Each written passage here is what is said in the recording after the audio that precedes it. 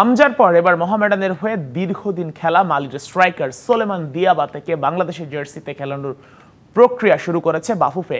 Passport জটিলতা কাটাতে মন্ত্রণালয়ের সাথেও বাড়িয়েছে যোগাযোগ। বাংলাদেশি বংশোদ্ভূত ইংলিশ ফুটবলার হামজা চৌধুরীকে আনার প্রক্রিয়া প্রায় শেষ। দেশের ফুটবল সমর্থকদের দীর্ঘদিনের স্বপ্ন মোহামেডান স্ট্রাইকার সোলাইমান দিয়াবাতেকে লাল সবুজের জার্সিতে দেখার। মালির এই ফুটবলারের আশাও নতুন নয়, যার প্রেক্ষিতে দিয়াবাতের সঙ্গে আলোচনাও হয় বাফুফের।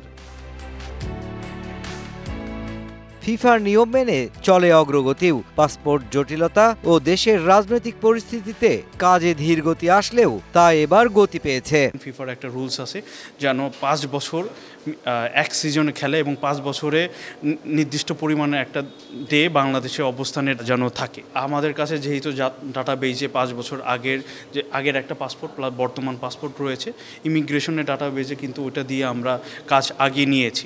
65% পর্যন্ত বিদ্যুৎ বিল সাশ্রয় করে আপনাকে রাখে প্রশান্তিতে। ওয়ালটন ফ্যান হাওয়া বদলে দেয়। বিপিএল এর গেল মৌসুম শেষে ছুটিতে নিজ দেশ মালিতে যান সোলাইমান দিয়াবাতে। আবদ্ধ হন বিবাহ বন্ধনেও। 3 মাসের ছুটি কাটিয়ে বাংলাদেশে ফিরেছেন এই স্ট্রাইকার। দীর্ঘ সময় পেরিয়ে গেলেও এখনো বাংলাদেশের হয়ে খেলতে চান দিয়াবাতে।